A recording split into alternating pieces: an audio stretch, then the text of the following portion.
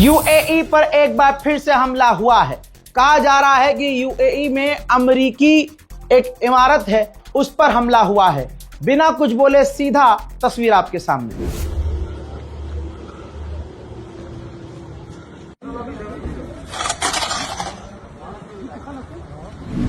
ठीक इसी तरह से ईरान ने दिन के उजाले में भी अब हमले शुरू कर दिए हैं। इराक में अब दिन के उजाले में अमेरिकी बेस को ईरान ने फिर से उड़ाया।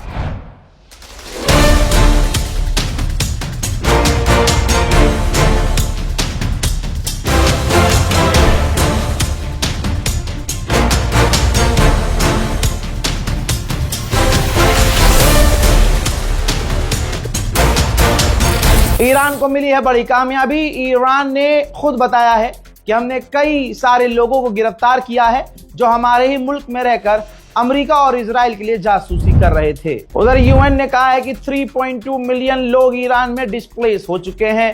फिर से बता रहा हूं, हर अपडेट में कह रहा हूं कि ईरान भले ही जीत रहा है, ईरान भले ही अमेरिका इजराइल को घुटने पर ले आया है, लेकिन ईरान का बड़ा नुकसान हो रहा है। ईरान में लोग मर रहे हैं। ईरान का इंफ्रास्ट्रक्चर इतना बेकार हो चुका है कि सालों साल उसको रिकवर होने में लगेंगे।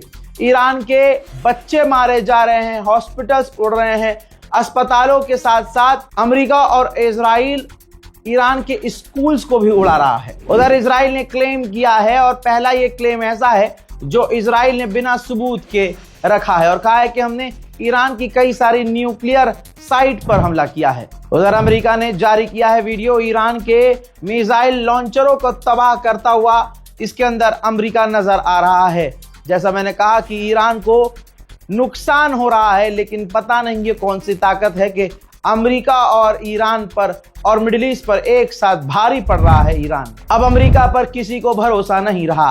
अब ऑस्ट्रेलिया ने अपने लोगों से कहा है कि इजराइल और यूएई में जो हमारे लोग हैं जल्दी से वापस आ जाए। ईरान ने वीडियो जारी करके सबूत दे दिया है कि अमेरिका मुंह तोड़ जवाब खा रहा है ईरान से।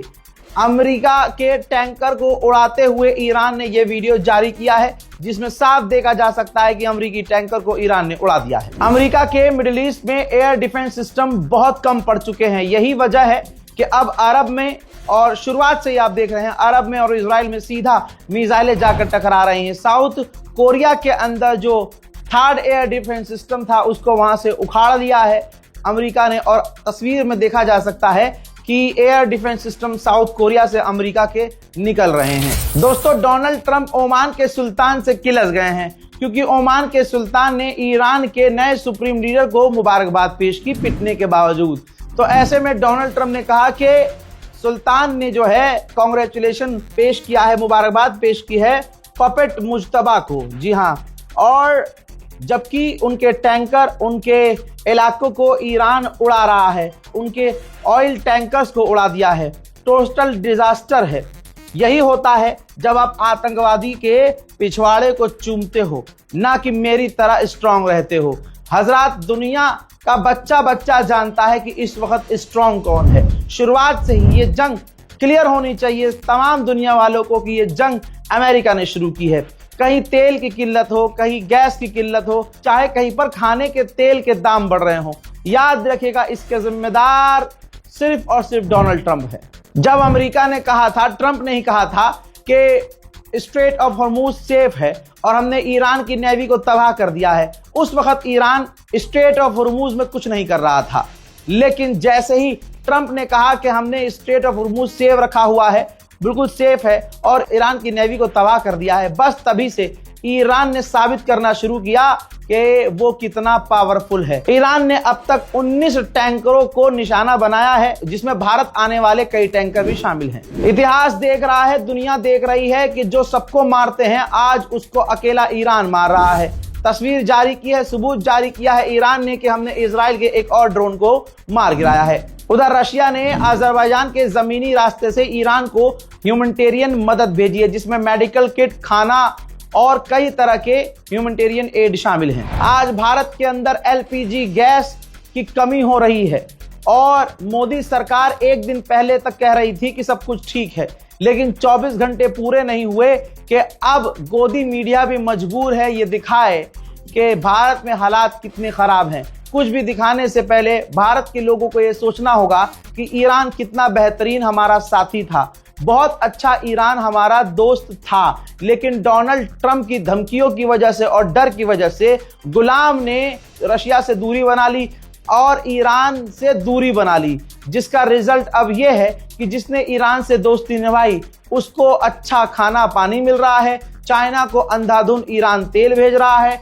स्ट्रेट ऑफ हॉर्मुज का बादशाह ईरान बन चुका है, भारत के जहाजों पर भी हमले हो रहे हैं। गोदी मीडिया ने मोदी की तारीफ करने के लिए फर्जी न्यूज चला दी कि जयशंकर ने ईरान से बात कर ली है, अब हमारे टैंकर निकल सकते हैं, लेकिन ऐसा कुछ नहीं हुआ। ईरान ने क्लियर कह दिया कि हमने किसी भी जहाज को परमिशन नहीं दी है। सिर्फ दोस्तों चाइना का टैंकर है जो भर भर कर तेल चीन लेके ईरान से जा रहा है। दोस्तों आज भारत की सड़कों और गलियों में देख लीजिए, पहले कोविड में लाइन लगी, फिर उसके बाद नोटबंदी की लाइन आपको याद है, और उसके बाद लाइन पर लाइन और यहां तक कि नौबत ये आ गई, अच्छे दिन ये आ गए कि आज सिलेंडर के लिए गरीब लोग, आम लोग सड़कों पर लाइन में लगे हैं। मोहतरम हजरात, जिनको बिल्डोजर चाहिए था अब उन्हें सिलेंडर चाहिए, वो सिलेंडर ढूंढ रहे हैं। कल तक जो ईरान का मजाक उड़ा रहे थे अब बेचारों के पास समय नहीं है, अब वो रील नहीं बना रहे हैं, सिलेंडर की लाइन में लगे हैं और अपने घर के सिलेंडर चेक कर रहे हैं। दोस्तों सोचिए, अगर ईरान से हमने दोस्ती निभाई होती, क्योंकि पहले से ईरान हमारा दोस्त था, तो आज बहादुर शेर की तरह ईरान से हमारा तेल खुद आता, गैस हम खुद लेते, स्ट्रेट ऑफ हॉर्मुज के रास्ते हमारा 50 से 60% गैस आता है। अब स्ट्रेट ऑफ हॉर्मुज बंद है। क्या मोदी जी को यह पता नहीं था कि स्ट्रेट ऑफ हॉर्मुज ईरान के कंट्रोल में रहता है और ईरान जो चाहे कर सकता है? लेकिन पता होने के बावजूद डोनाल्ड ट्रंप की डर की वजह से आप देखिए कि देश का हाल क्या हो गया है। अब ना हिंदू और ना मुसलमान, गैस के लिए सभी है परेशान। मेरे दोस्तों अब जरा उन युवाओं को सोचिए, कहाँ गए होंगे जो कह रहे थे कि हमें मोदी पसंद है। योगी जी कैसा सफाई है? बहुत अच्छे लगते हैं मुझे। बहुत अच्छे लगते हैं। कितना क्या कह सकती हो योगी जी के लिए? उनका बुलडोजर चलाना मुझे बहुत पसंद है। बुलडोजर जी। लोग तो कहते हैं बुलडोजर नहीं चलना चाहिए क्योंकि गलत चलना चाहिए, गलत है तो चलना चाहिए जी। और उनका जो एनकाउंटर वाला एक्शन है वो कैसा लगता है? वो भी मुझे बहुत पसंद है। बहुत पसंद है।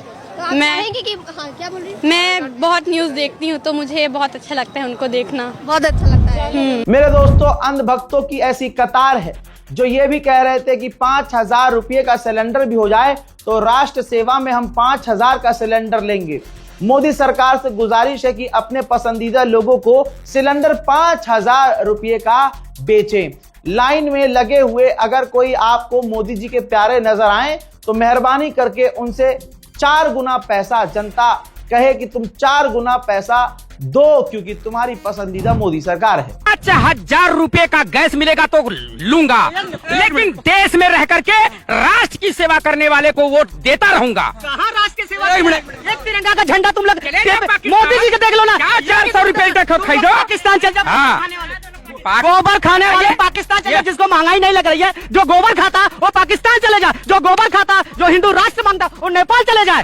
अरे ये कोई बात हुई? आप इस तरीके से नहीं लग रही ना, गोबर खाने वालों को महंगाई नहीं लगती सर, किसी से पूछ लीजिए। जो गोबर खाता, जो गौमूत्र पीता, उसको महंगाई नहीं लगती है। जिसको महंगाई नहीं लगती वो पाकिस्तान चले जाए, जिसको महंगाई नहीं लगती वो नेपाल चले जाए। मेरे दोस्तों भारत का हाल और बुरा हो सकता है क्योंकि स्ट्रेट ऑफ हॉर्मुज पर हम बहुत ज्यादा निर्भर हैं, लेकिन गोदी मीडिया मोदी करने में व्यस्त है। ऐसे में सौरभ त्रिपाठी ने लिखा कि ईरान ने भारत का जो तेल वाला जहाज निकलने दिया है वो सीधा गंगा नदी के जरिए घर घर तेल सप्लाई करेगा। ऐसी खबर और चला देनी चाहिए, जनता को खुश करना है तो ठीक से करो। दोस्तों गोदी मीडिया ने लगातार फर्जी न्यूज फैलाई है, चाहे वो ऑपरेशन सिंदूर हो, चाहे ये ईरान, अमेरिका और इजराइल की जंग हो। बस इनको अपने फाफा को चमकाना है जो चमक नहीं पा रहे हैं। मेरे दोस्तों संजय सिंह ने जो बात कही है वो सोचनी चाहिए। आज भारत का स्टैंड क्या है? जिसने 160 बच्चियों को मार दिया। आज भारत का स्टैंड क्या है? आज मोदी का स्टैंड क्या है?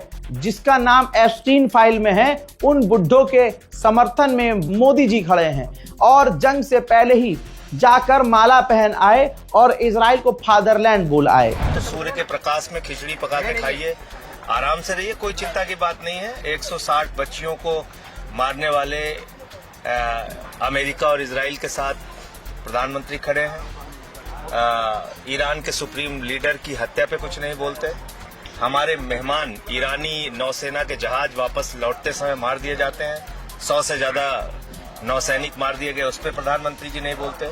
और हार्मोज का जो समुद्री मार्ग है, जिससे हमारा 60% कच्चा तेल और 50% गैस आती थी, वो तो ईरान के कब्जे में है। देश से अलग अलग तस्वीरें आ रही हैं। इसमें आप ज्यादातर हिंदू महिलाओं और हिंदू लोगों को रोता हुआ देखेंगे। ऐसा नहीं है कि मुसलमान परेशान नहीं है, लेकिन मुसलमान को मोदी सरकार ने बिल्डोजर से डरा डरा कर इतना ट्रेन कर दिया है कि अब और बड़ी मुसीबत हम पर भारी नहीं पड़ सकती। हस्बी अल्लाह व निअमल वकील। आज देखिए मोदी सरकार की विदेश नीति इस कदर फेल हुई है कि मोदी है तो ये मुमकिन है कि बुजुर्ग भी रो रहा है।